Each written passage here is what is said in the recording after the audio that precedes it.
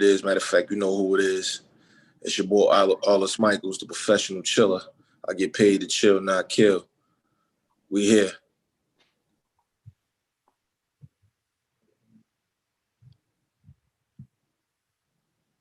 It is. Matter of fact, you know who it is. It's mute. Yep. Y'all can hear me? So go back to the Zoom. Go back to the Zoom.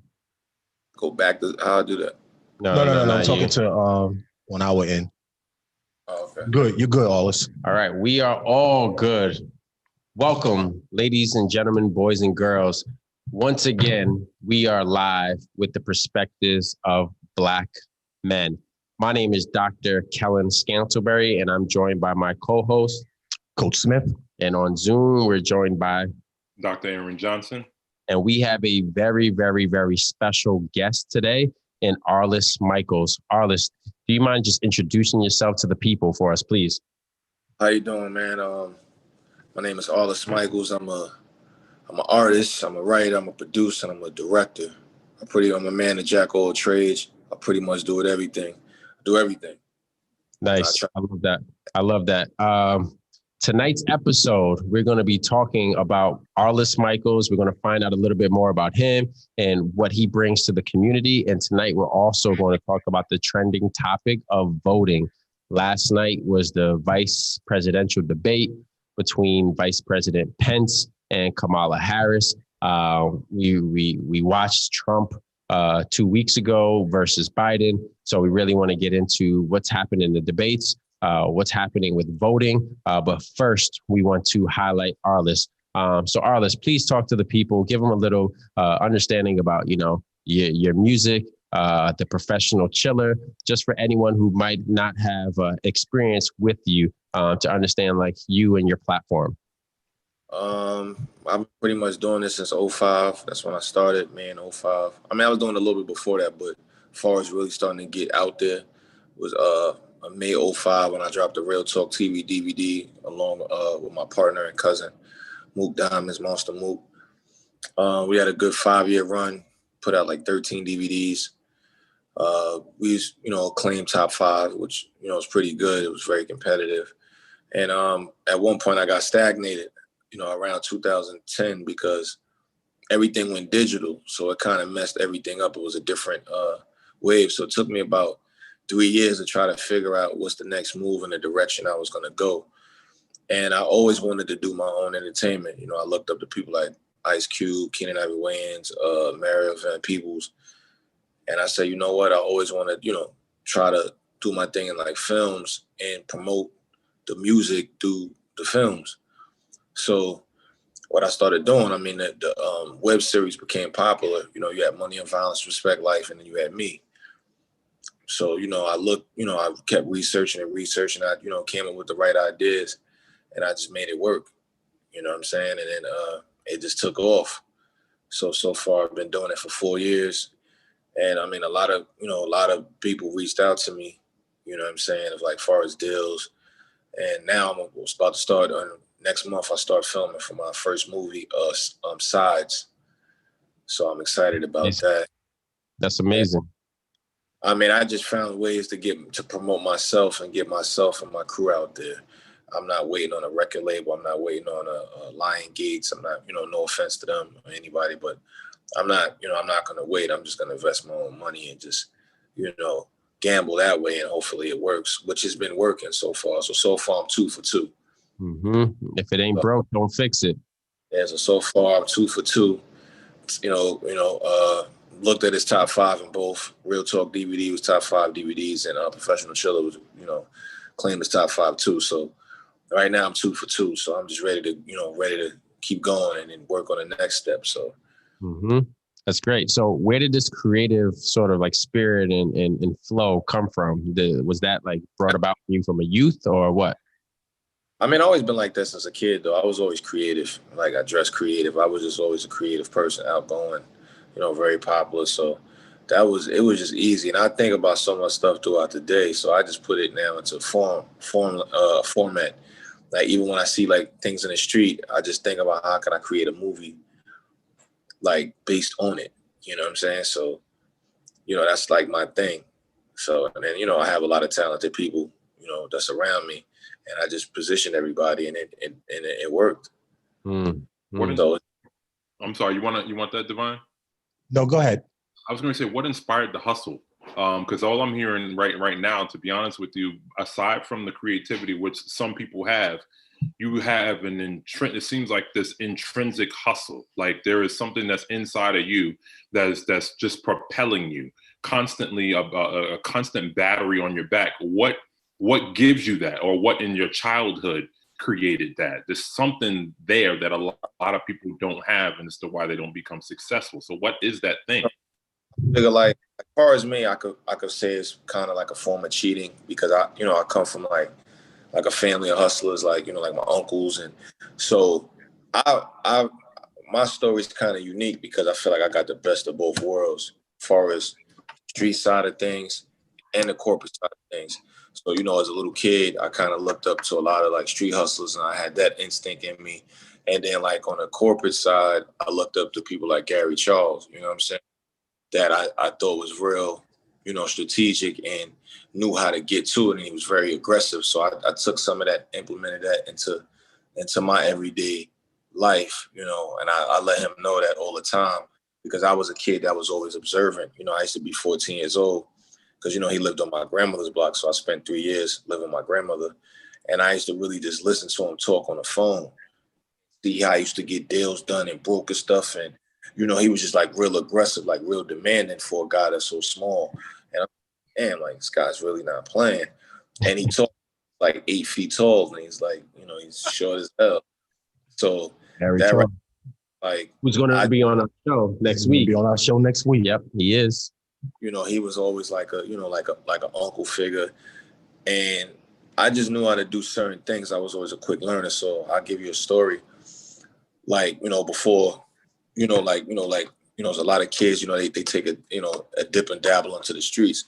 So even before that, because I dove in it too as well, and I was hooping. So before that, I met a young man at Hofstra, because I used to go up there to play pickup games and stuff, like along with Speedy Claxton, and then before he blew up. And I met a guy named Brett Gunning. You probably know him. He was assistant coach at Hofstra. So he used to always have, like, he was like assistant coach and handles like film. Like, so he used to always play these tapes for me. Like, he used to make these highlight tapes, right? So I thought it was dope. Like, he showed me how to, grab the 2 VCRs and the radio and hook it up. So that was my hustle first at 14. I used to make highlight tapes for all the ball players in the neighborhood, sell it $25 a pop. So I was doing all that overtime and all that stuff as a kid. Like literally, like I still have it, like some of the tapes to this day, VHS. And I used to make a killing like that. I used to promote myself like that, like all the ball players, football players. And I used to make a couple $100 a week just doing that first. So it was from a kid. Mm-hmm. Mm-hmm. Yeah, I looked at it like, my mother was always a hard worker. She worked 3 jobs and went to school. So it's like, I was never really fond of like working for somebody. Like that was never really my thing. Because my thing was, it's nothing against it, but my theory is like the job becomes boring once you know what you're gonna make every week. Mm. And like that was my thing. Like, so I never really had that many. I only had like 2 jobs in my whole life, for a short period, like a year and a half each. So, and I realized I was like, damn, the job was kind of boring when you know what you're gonna make every week or every other week. Can we put a pin in that for a second? A lot of times when we're talking about success in terms of our communities, we promote certain things, and it becomes like a dominant idea of what success means. And a lot of times we need to really underscore for our kids that entrepreneurship is really important. You can go different ways if you have a plan. It seems as though that you were strategic in what you were doing, and clearly is a plan, is goal setting and planning there, no matter how it was done, whether you wrote it out, whether you planned it in your brain. But our people need to know that. Mm-hmm. My thing, properly planning, then execute. So me, I'm a type of person, like, I don't really talk much. I mean, I'll talk on, an interview or something like that if you ask me questions. I'm gonna speak when spoken to. You know, I gotta feel comfortable around you to really open up. I'm just an analytic person. I'm gonna just analyze my surroundings and plan how I'm gonna attack. It's like, you know, it's like basketball. Like, if somebody gonna trap you or they're gonna press you, you gotta figure out ways of how you gotta break it. You know what I'm saying? So some people, they fold, you know what I'm saying? If you try to press, they don't really know. You know what I'm saying? So my thing was always from young, I don't want to waste no time. I gotta figure out how I'm gonna plan something to execute. Like, it took me 3 years of planning a professional chiller before I even shot an episode because I didn't want to fail. You know what I mean? So if I would have shot it in 2013, which I was supposed to, I would have been the first web series out. But I might not have been successful because I might have not knew exactly the right mechanics and, the right things to do. And I could have failed. It's a possibility. Like, I have investors and stuff like that. So everything is coming out of my left and right pocket. So I have to make this work. I was fortunate enough to create something where I'm in 24 million people's house homes. I go through airports, sign autographs, I do all of that stuff. And I'm only on YouTube. So now, I got this stuff in so many people's faces. You got people like Mason Bethel that reached out, Young Guru, you know what I mean? Like big, like icons in the rap game. That's like, yo, this joint is fire. Promoted on Twitter and all of that type of stuff. Off ideas that I create in my head. You know what I'm saying? Because I'm constantly thinking. So I already know, like, I'm gonna be very, very, very, very, very successful. But you can't rush it. You can't rush success. Don't matter if it happens at 60 years old. Like, you can't. So when I look at certain people's stories, like a Samuel L. Jackson, they got his first acting gig at 43. Look where he at now.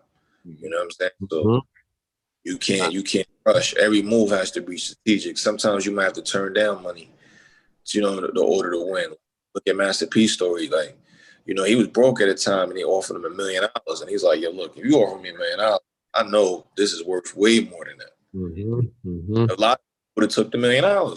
You can't blame them. You know what I'm saying?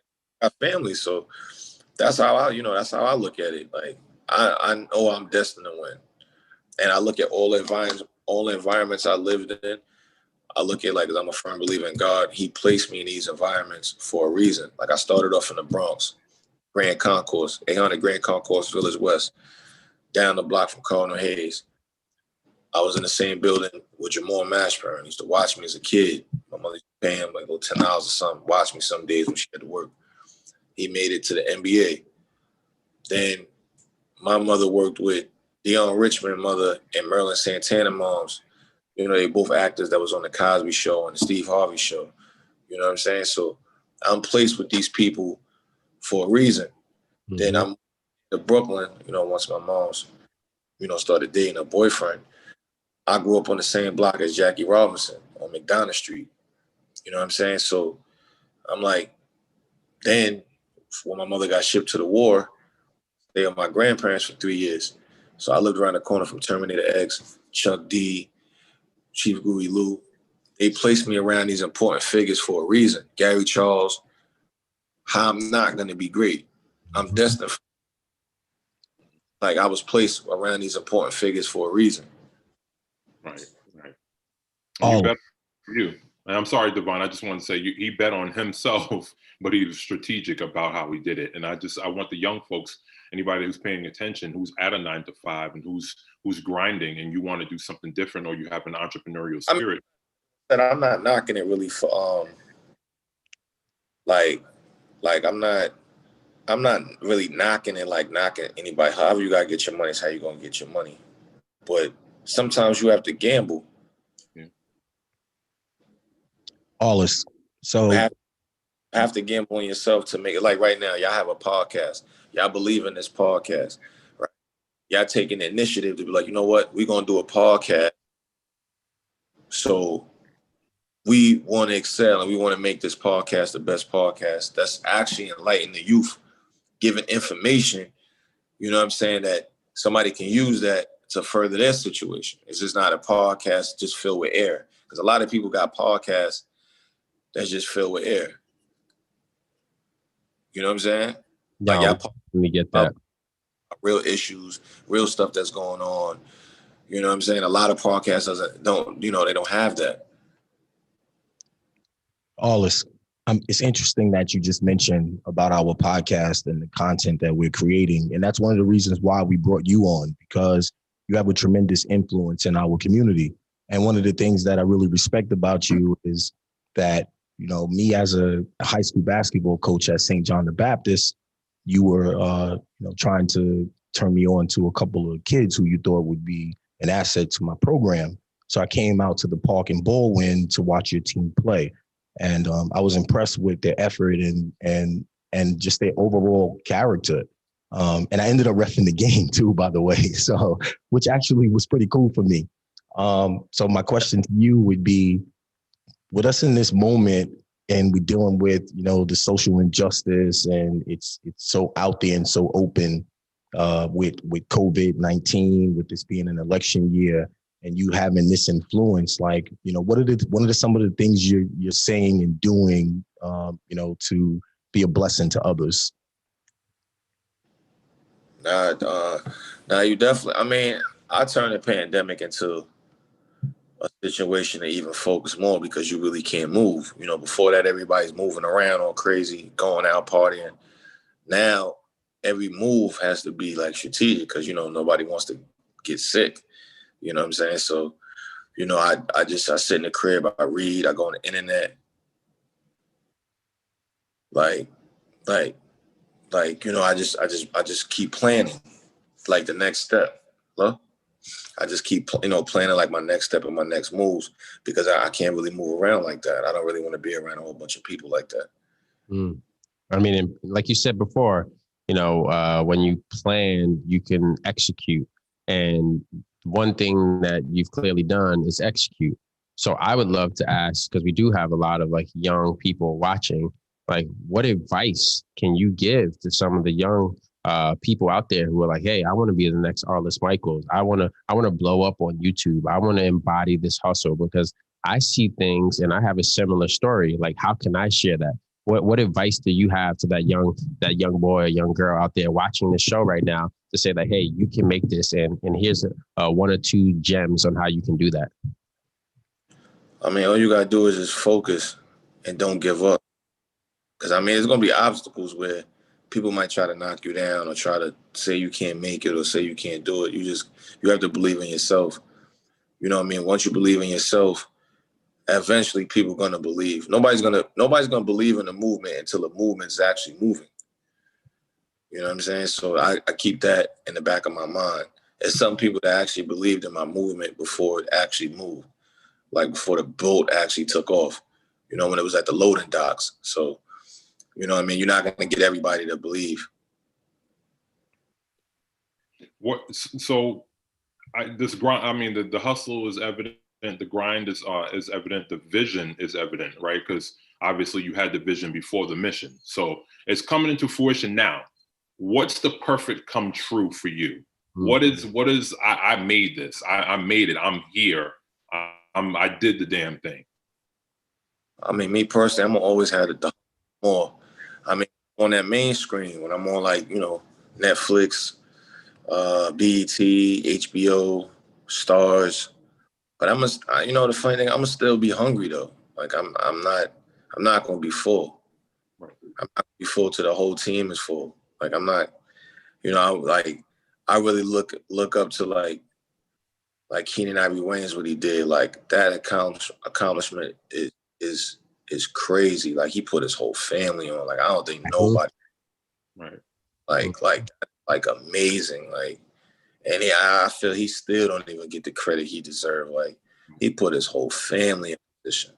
Right. Like, and no jealousy either, because it's like a lot of them, they blew up and on their own after that. And he wasn't concerned with boxing them in. He was like, no, I'm bringing you to the game. You just got to work hard and be seen and keep on grinding.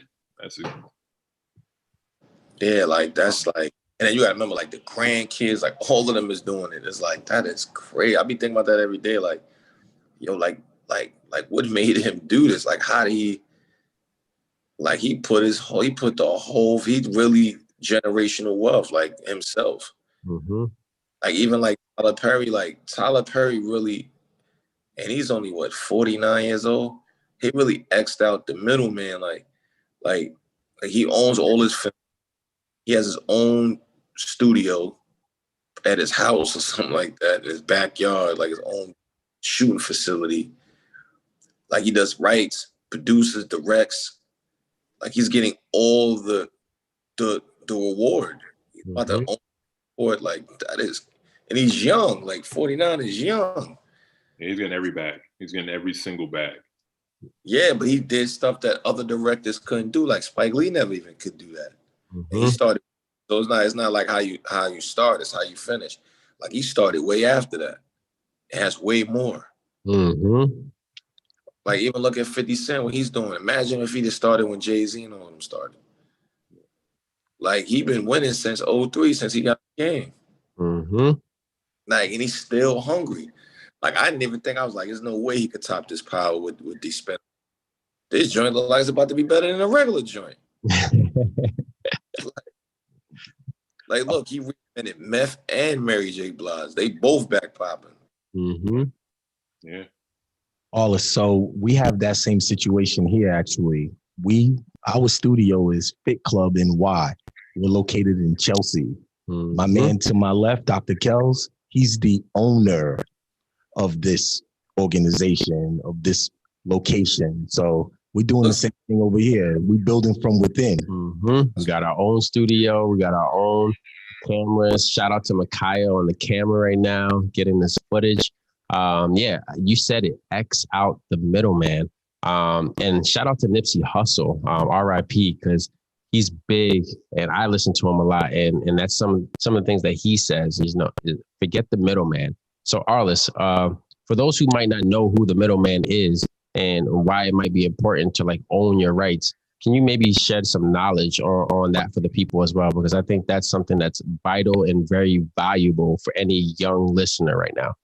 Get it like this, like a lot of companies, like subsidiary companies reached out to me.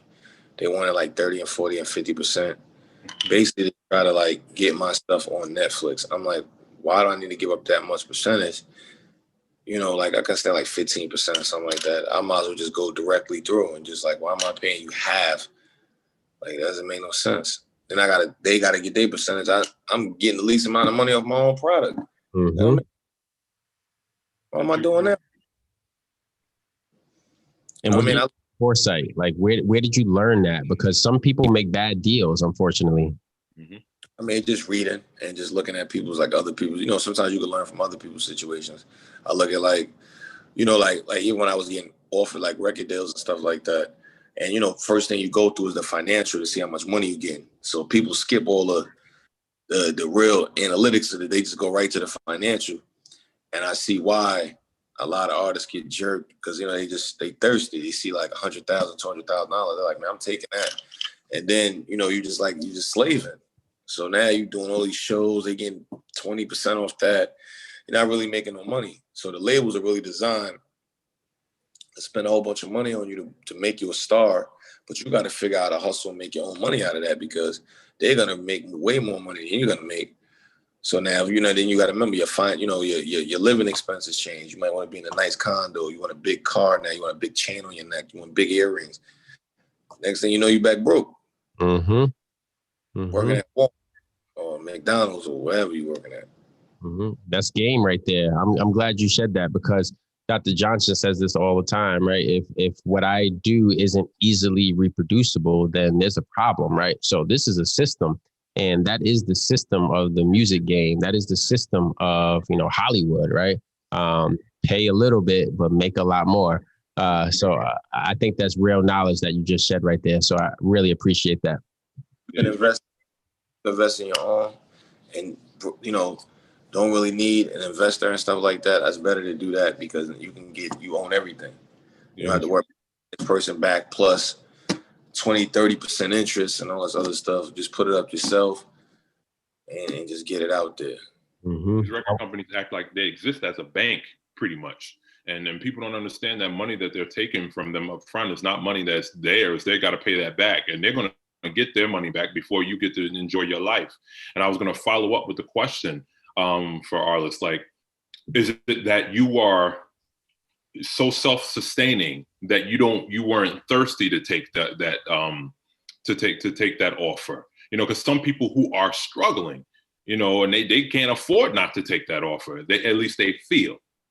You gotta wait, because the feeling of knowing now when you sign something bad, like it's probably a bad feeling. Like, you know, it might not hit you right away, but it's like I don't want to blame nobody for why things ain't work out. Like, you know, like people, they run on the radio and they blame, he jerked me and it's done a third and but in reality, like, you're supposed to have good reputation, good lawyers, good. Nobody put a gun in your head to make you sign anything. Mm-hmm. You was being fast and being thirsty. You seen the financial part of the deal, and that's all you cared about. You didn't care that it was a 10-album deal or this, that, and the third, or a 10-year deal or 7. You didn't care. You just looked at the contract. Yeah. You didn't read the contract. You didn't have anybody to represent you and read that contract thoroughly. Yep. So if you've never seen money, if they tell you that you're going to make $100,000, you think you're making a lot of money, but you don't know how much money is being made in total. $100,000 when the deal took in $10 million is nothing. And what's the shelf life? What's the shelf life of an artist? If they got you on the hook for 10 years, that may be your whole damn career. And if you are hot for 2 of those 10 years, then you're going to be ending up owing somebody money. Look at Fetty Wap. Like, Fetty Wap was hot every song for like one summer, and I haven't heard it from him since. Fetty Wap was a have-not. He never really had anything. He never knew how to, like, see, it's one thing, like, when you knew how to get money, however you was getting it, before you get a deal, then it's like, okay, I know how to really hustle this. When you don't have nothing, you ain't really have no hustle before that, you just got some talent, of course they're going to get to. That's why a lot of these labels, they take these little young kids and they mess them up. Like they give them a little bit of bread, some jewelry, they taking it and they just working and they making that rich. That's it. Like he didn't know. He's like, you know, he's a kid. I think he was homeless, he said at one point. Like he was sleeping in cars. So now, man, girls is, you know what I mean? Like, you got to think about girls hollering like left and right. It was like an overwhelming experience for him. Yeah. And now, like, you know what I'm saying? Like, now it's like he got to try to rekindle all that all over again. Which is hard now because he had hit after hit after hit. And he's been quiet for like a couple of years. And I think that goes back to what you said, where preparation is key. But so I want to get us into that next segment because we can talk about this all day. But this next segment is our 35-second shot clock segment. So, Arlis, I'm just going to explain this segment to you. We have 35 seconds on the clock, which is the equivalent of the college basketball shot clock. And I'm going to spit rapid questions at you. What I need you to do is just repeat to me or just say the answer that first pops into your head. This is going to move fast, okay? Okay, so we're going to get started here. I am the boom, okay? So when you hear the boom, that's it. It's over, okay? You ready for this, Arlis? Yeah, I'm ready. All right. In 3, 2, 1, go. All right, what's your favorite sport? Basketball. Favorite male athlete? Michael Jordan. Favorite female athlete? Serena Williams. What's the best borough? Brooklyn. What's your favorite music lyric?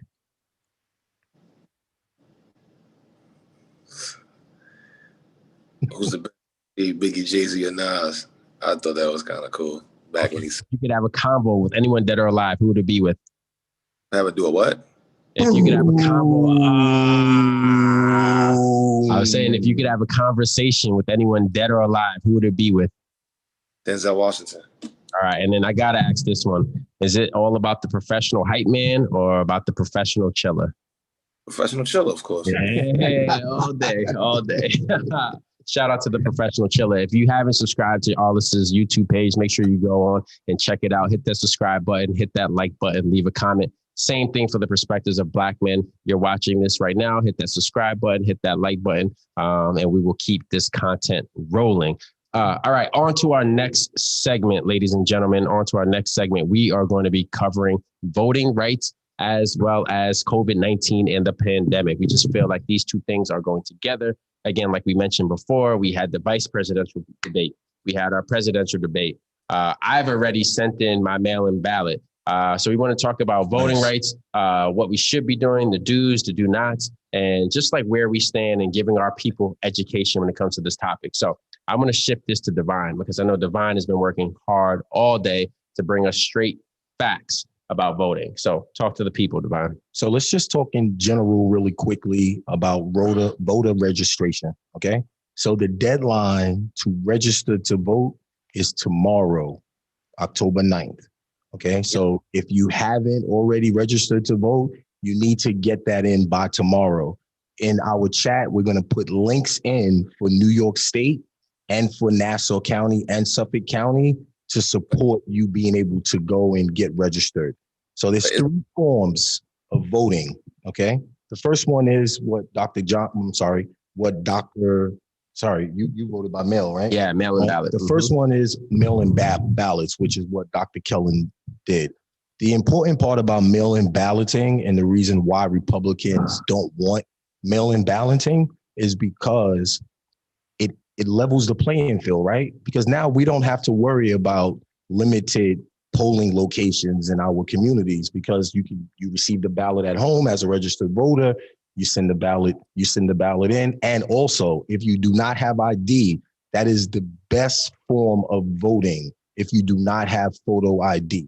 Okay. The second form of voting. Hold on. Before you get into that next one. So I just did this. So I just want to give some game to this. When you get your mail-in ballot, please, please, please read the instructions. It's not hard, but you just want to make sure that you fill it in properly. If you don't fill it in properly, your vote will not count. Essentially, it is just like a Scantron, right? You want to make sure you fully fill in your circle for whoever you're voting for. Then there's 2 different envelopes. You have to put your voter card in a specific envelope, sign it, and seal it. And then that envelope goes into a second envelope. There's a barcode that needs to be shown so that when you mail it in, they can scan your barcode to make sure that it aligns with like you, the person who is actually voting. So again, you need to seal both envelopes, sign it, and make sure that you have that barcode that is easily visible so someone can scan it to make sure that your vote counts. So I just wanted to add a little bit more depth to that. By the way, that's a fact because that's something that Dr. Kellen has done, okay?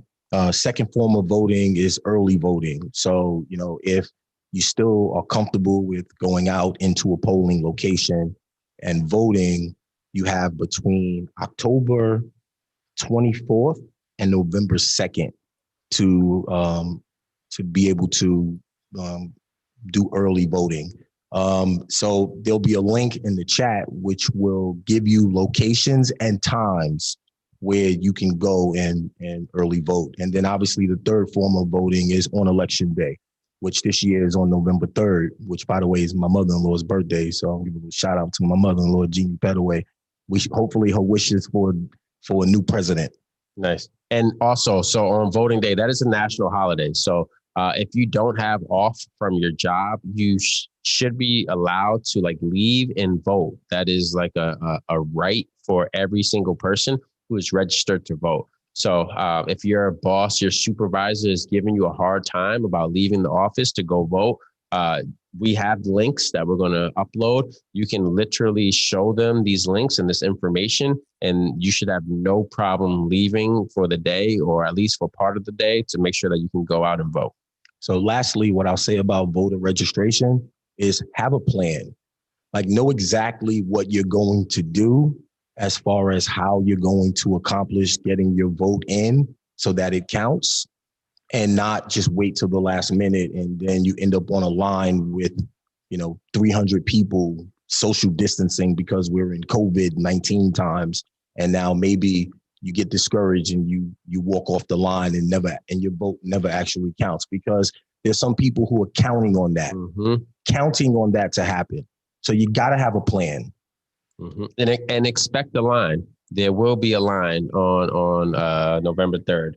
So if you can get there early to the polls, get there early. And again, just expect the line.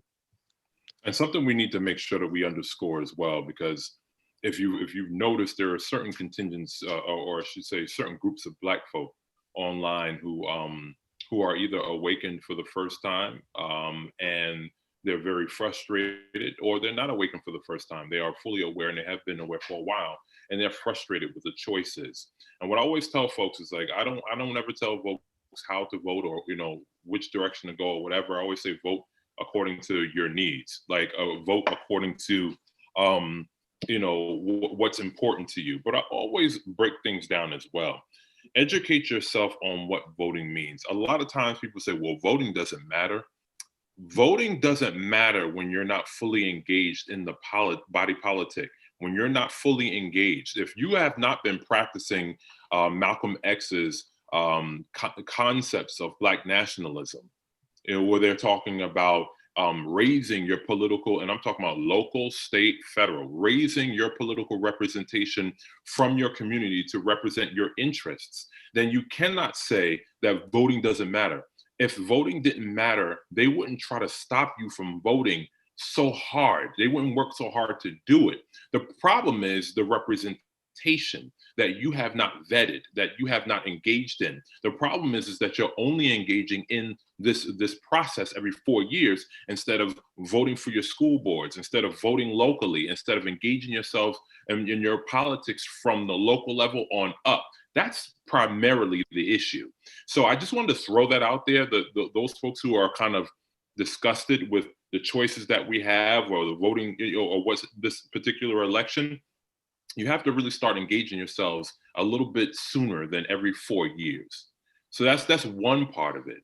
The other part of it is this: you when you're out there voting, and you're voting, you're trying to figure out, what it is you're voting for.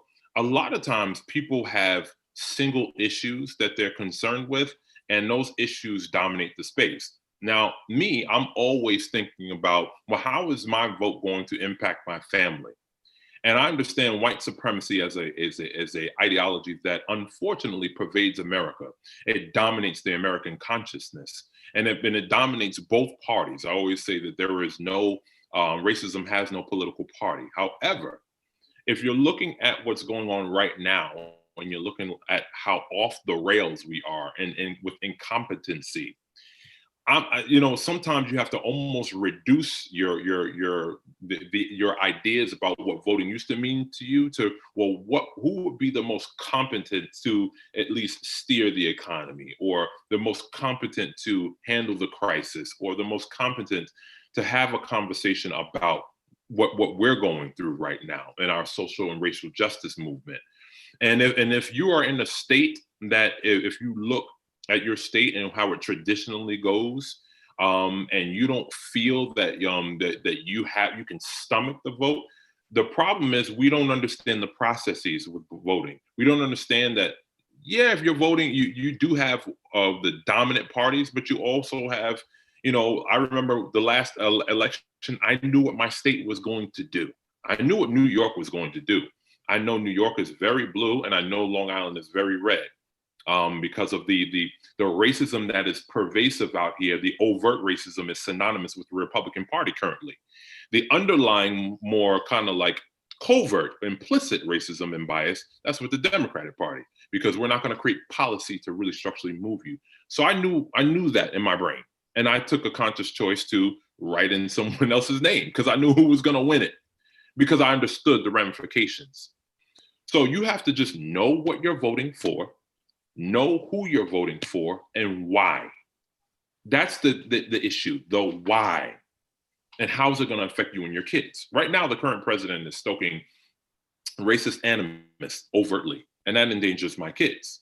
So I'm kind of, when I'm looking at this, I'm like, I can definitely not vote for that guy.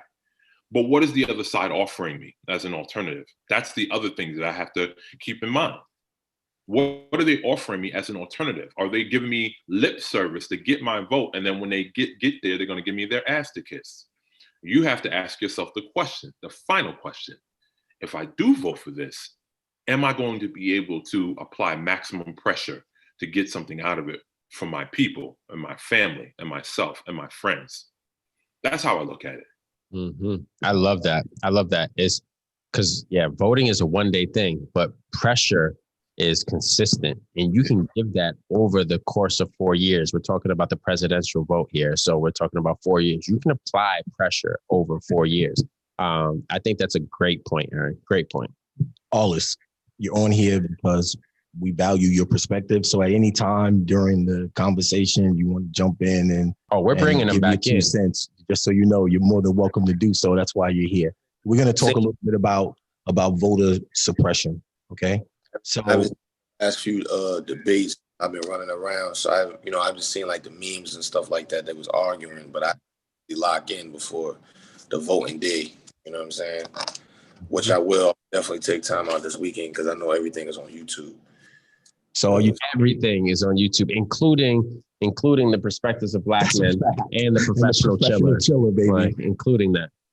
This is good because you got to realize that show has a good concept. You know what I'm saying? And it's good to hear our perspectives on, current issues and what's going on in the world because, our voice matters too. You know what I'm saying? Big time. More than people would allow us to believe. And I'm glad you said that because Black people have unfortunately been the whores or the prostitutes of the voting process. People have come into our communities and finessed us and really, really just finessed us, kind of, did their thing and left like $2 on the dresser. There was no kiss. There was no dinner. There was no warm up. It was just kind of like finesse, bang, bang. Thank you. Here's your $2. I'll see you in 4 years. And we play ourselves when we swear our allegiance to groups without demanding policy. I don't want people's sympathy. I don't want their hugs. I don't need them in the street saying Black Lives Matter. I need policy. I need law, and I need the society to change. Mm-hmm. That it actually respects my life, and that's normed, right, for our community, so we can have the opportunities. So the professional chiller could be reproduced. So the Dr. Kellen Scantleberry could be reproduced. So that coach and financial and / insurance provider, right, Coach Divine Smith can be reproduced. We need people in our communities with the things that they do well and the things that they do for us to be able to be replicated in our communities. Our kids have to feel like they have an opportunity to be something and someone. But we continue to have people that give us lip service. Look, the Democrats right now are really reaching right now with their lip service. What are they going? And my question is, whoever wins wins.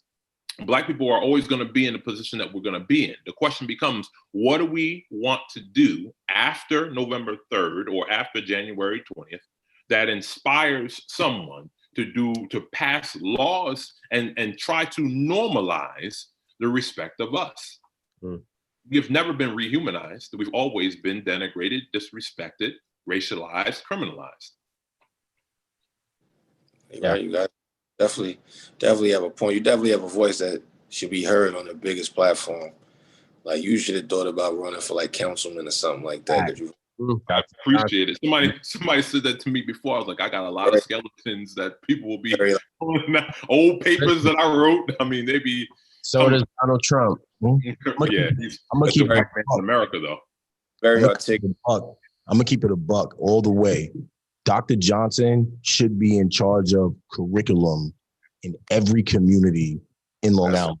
All of our communities, he should be building curriculum because we call him 5 times Johnson for a reason. Like those degrees are real. His education and his understanding of being Black in America is strong. And like that education is not being provided in school. That is something that we have to do at home with our children. Yep.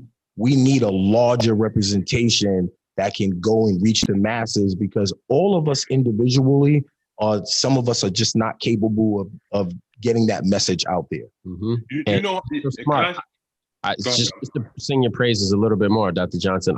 I'm 33 years old, and every conversation that we have, I pick up something new from you. And it's I don't want to say it's sad.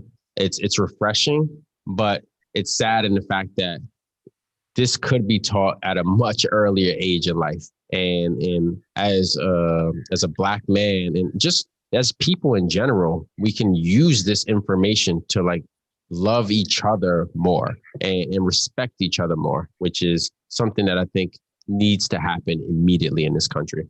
Unfortunately, and I just gave a training at the town of Brookhaven Fire Department. Remember during the summer, there was two firemen that put Confederate flags on the fire trucks, and they got removed, and so they had some sensitivity training. And I just did a thing, and I talked about, well, why haven't you learned this? Why don't you know this stuff?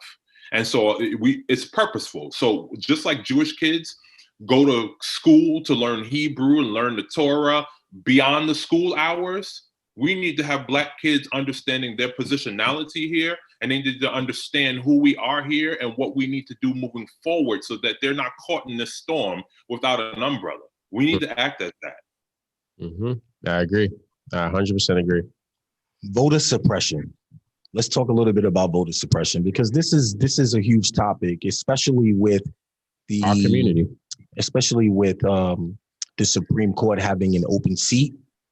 It's very possible that there could be a very seriously conservative court. It could be 6-3, which is basically domination. It is domination.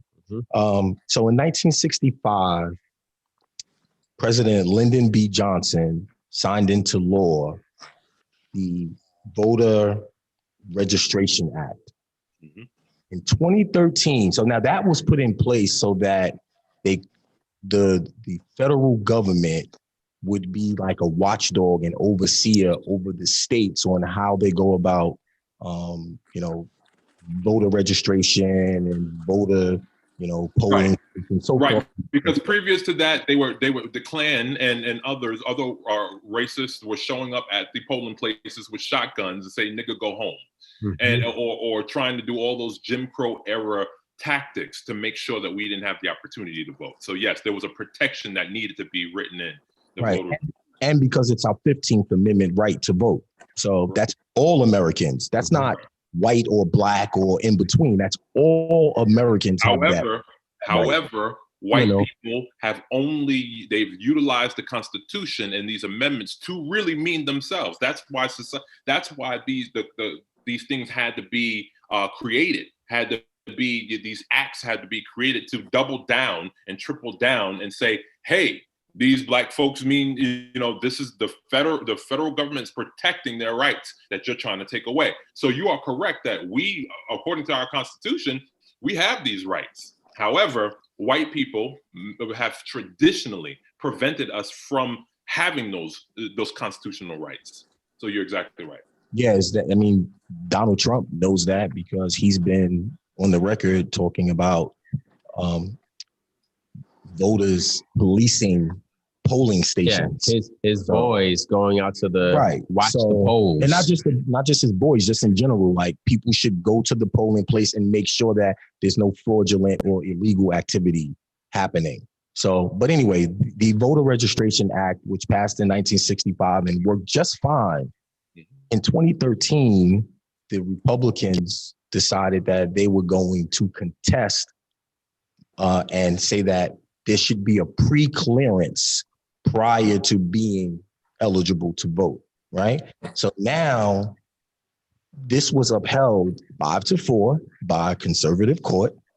And now the states run by Republicans, right? The state legislators are Republicans, can now say, okay, we're going to put, instead of 13 polling places in a location that's heavily populated and minority, we're going to give them 3 polling places. Or 1. And there's some 1.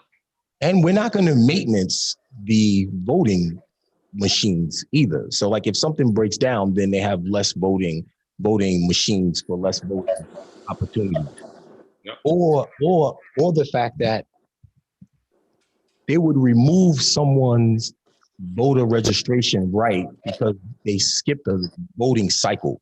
So they didn't vote in the midterm election. They were only voting in the general election. If they don't vote in the previous midterm election, then they're going to they could possibly lose the opportunity to vote during the general election. Like these are forms of suppression of the vote. You know, Right. like I said before. Purging the roles. No, Wiping people off the rolls, exactly. And that was that right that the Voting Rights Act was gutted, and Justice Roberts, who's the Chief Justice of the Supreme Court, essentially said that we've gotten past the point where it's kind of not needed anymore because there's no systemic racism. A white man who hasn't read the critical race theory, which was created by Dr. Derek Bell, a jurist, a lawyer, one of the professors of Barack Obama when he was at Harvard. He created the critical race theory, believing that the idea of racialized people, like Black people, are being racialized in every institution in America and in the legal system. Therefore, we have to recognize those biases that exist and take care to make sure that we're paying attention to it when we're making decisions about their fate. So Justice John Roberts probably didn't have any readings on the critical race theory at all, and probably just in his white, see, this is the problem. If you are a white person in America, you lack a perspective and judgment about what it means to be Black. I don't care how many Black friends you have no idea. And if you have not studied the subject of race and racism pervasively, then you still have no idea. So when you're talking to people who are not only experts in the field, but also experience it, and you still disregard it, your whiteness, your privilege, your entitlement comes out when you say there's no such thing as systemic racism. That's insane. The late, great Ruth Bader Ginsburg, okay? RBG, RIP. Her quote after the pre-clearance decision goes like this: throwing out pre-clearance when it has worked and is continuing to work to stop discriminatory changes is like throwing away your umbrella in a rainstorm because you are not getting wet. That was her quote. And that's exactly what it is. She used her dissenting opinion. And that's what it is. Again, when people don't want to recognize, the Vice President of the United States said last night in the debate that there's no such thing as systemic racism or systemic bias. And he was only saying that because he wants to make sure he captures all the racists that support him. Make sure that they understand that you still got a champion in the White House. It's unfortunate. It's an old trick that they've been playing for a long time. Yeah, it's sad. And I mean, we had the debate last night, the vice presidential debate. What did you guys think outside of the fly on Pence's head? What was some of the takeaways that you guys got? For one, Pence is a trained TV, so he can come across looking a certain kind of way. He's a trained TV guy. But the problem with Pence is he was just lying and deflecting and protecting an administration that hasn't really done anything of note or anything of worth. So that's one part of things. The second part of it is I just think that at this point right now, it makes it very, very difficult.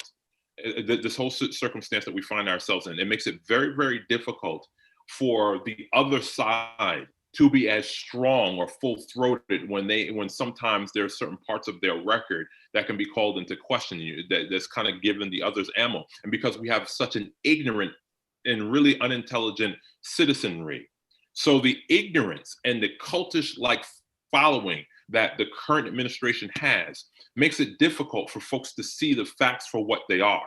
If someone's feeding you lies, but with a smile and very calm, this is Mike Pence. He's like, well, he's recycling Ronald Reagan's lie that you're entitled to your opinion, but you're not entitled to the facts. He's recycling that old 1980 something, line because he wants to endear himself not only to the white supremacists that support him, but also to those Reagan Republicans that are jumping ship.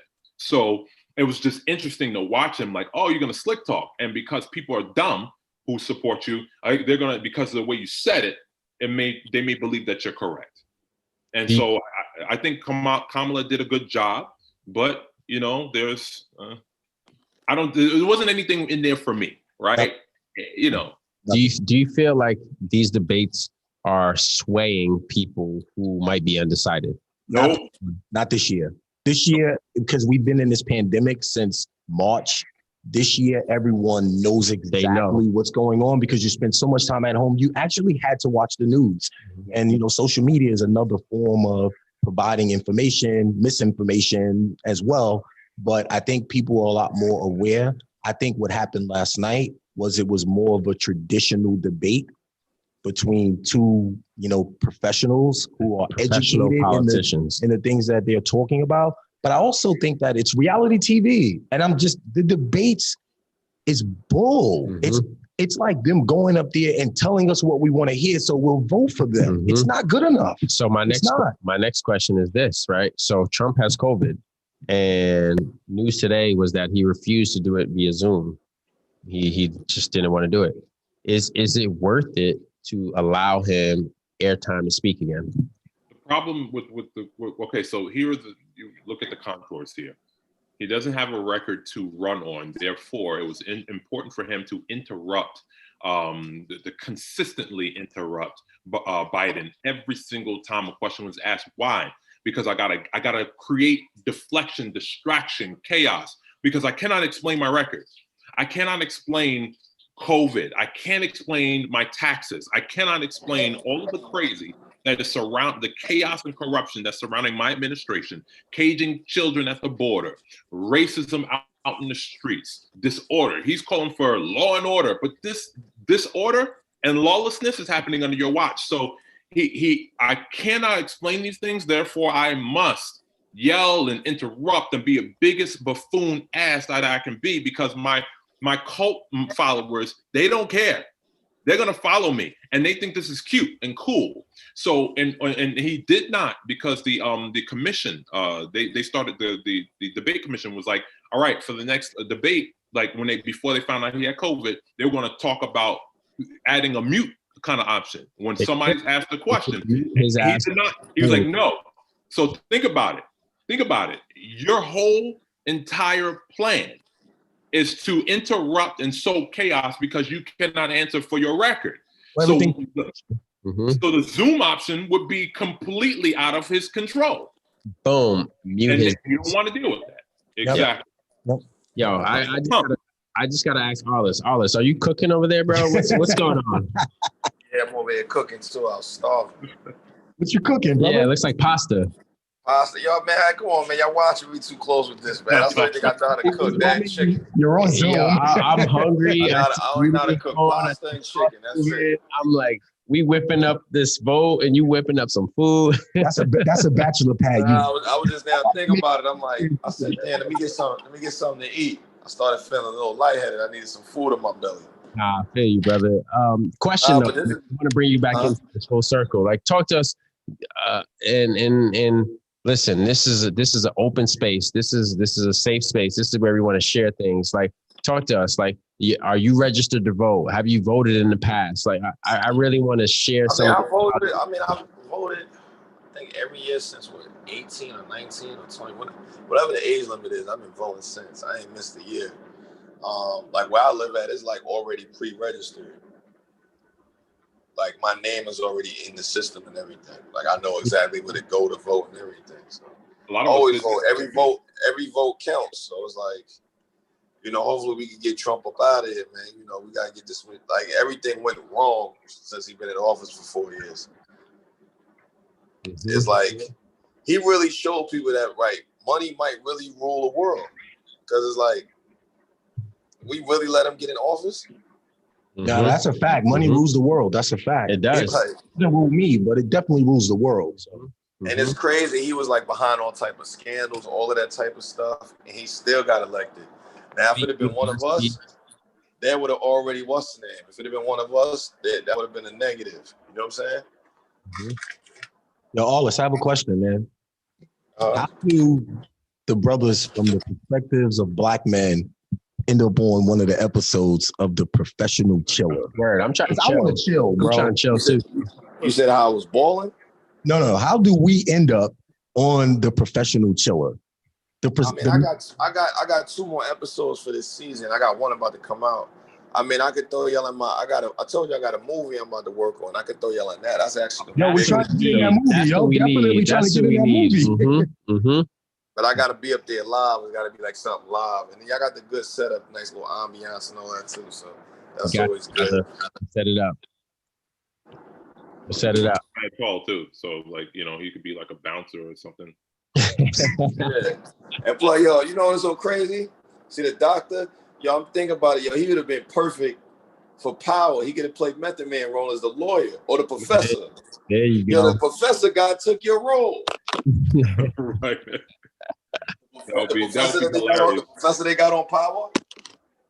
I haven't, to be honest with you, I've been so behind on all the shows. My wife, that's be a question for my wife.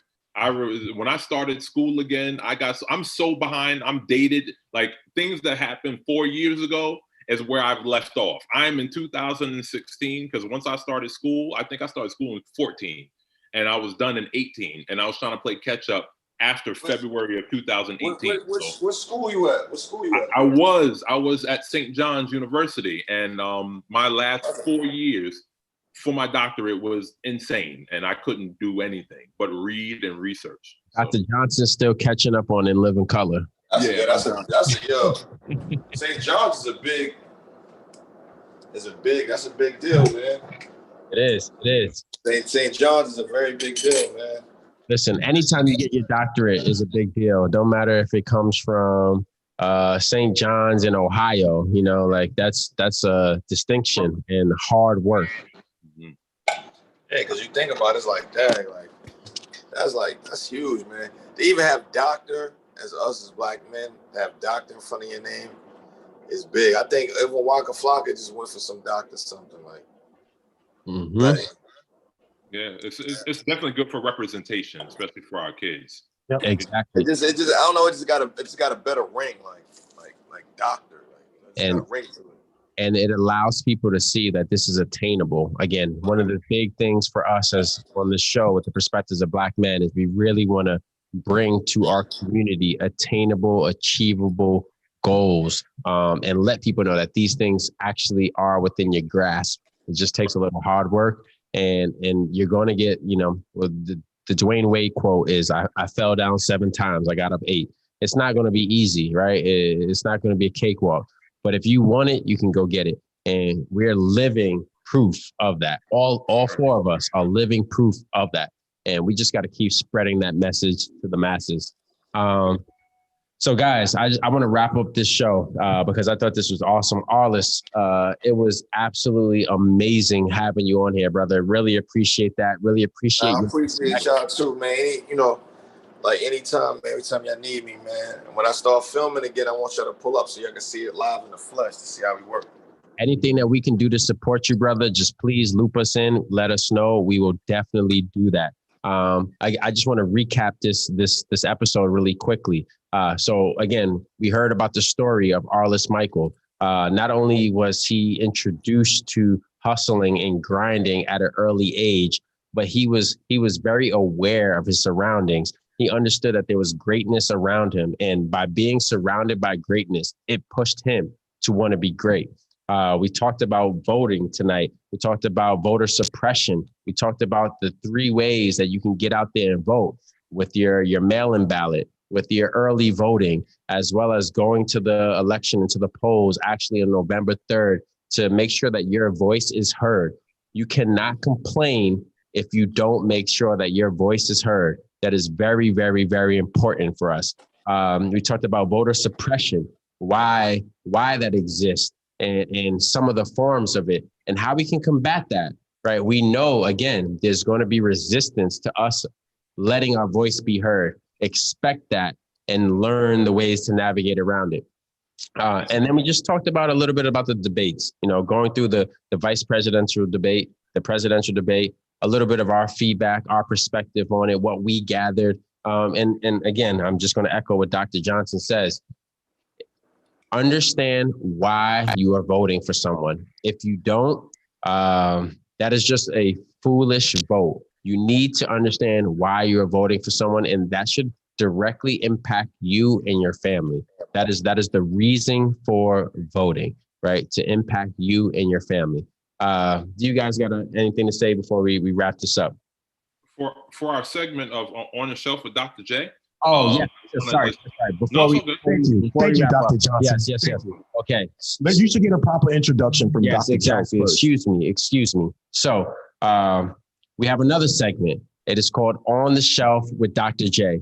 This is where you're going to pick up game, gems, knowledge bombs from Dr. Aaron Johnson. And tonight he is going to share with us a book that is going to help elevate your perspective and your thinking about this moment and where we are right now. So Dr. Johnson, this is for you. We are in the middle of white supremacist crazy in our streets. We're in the middle of people telling us that Black lives do not matter.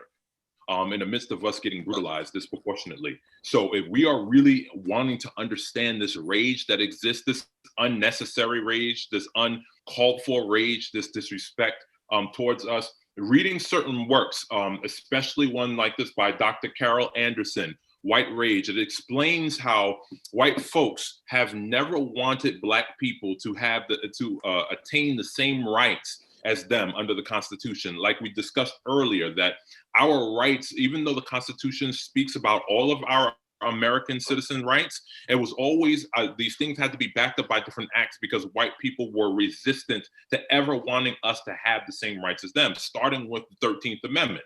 So that's where we have to understand that it goes back to the 1800s. I mean, obviously when Black people were enslaved, we didn't have any rights. So when we were guaranteed certain citizenship rights, that's when the rage happens. That's when the 100 years of lynching started. That's when the rise of the KKK, the Knights of the White Camellia, and the White Caps started to terrorize Black people.